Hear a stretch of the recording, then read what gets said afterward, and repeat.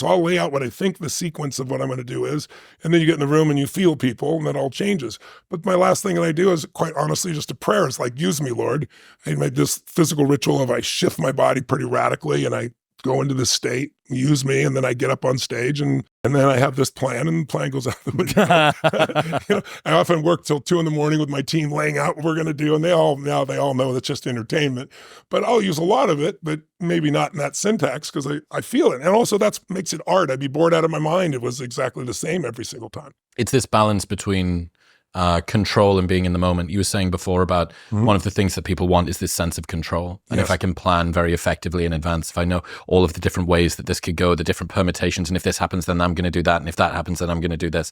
And then it never really happens that way. It doesn't at all. And I think that's but it awakens your nervous system, I think, to prepare. Like I could get up there at this point with my pinky and not prepare at all. But when people ask my wife, what's something about Tony that nobody understands, and it's like nobody understands how intensely he prepares, because I absorb, and like I read people's forms, 1,000 of them, I'm crazy, because I know I'm not going to remember their name and everything else, but I'll remember the pattern. If you want freedom, if you value freedom, you can't possibly have it as long as you played the victim role. And even if you were physically victimized, and my mom, I don't look at it that way. She was physically intense, and you could call it abusive. I prefer not to use that language because that also puts in that place. I never even told anybody about that experience until maybe 15 years ago. I was in New York, and I was with this group of young African-American and some Hispanic kids, all had single mothers, all from really troubled backgrounds.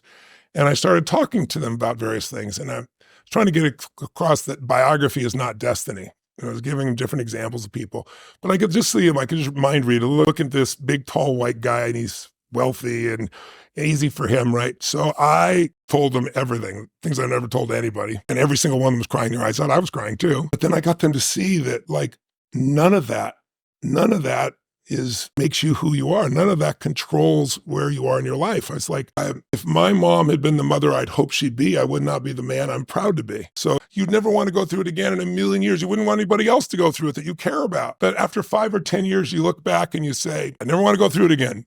But now I see the wisdom in it. I'm glad it's like it made me care so much more. It made me so much stronger. It made something in me more. I mean, I'm sure you can relate to that, can't you? Yeah, for sure. I mean, the world in which something happens to you when you're younger. So for me, school wasn't that fun, quite heavily bullied, quite alone, quite isolated.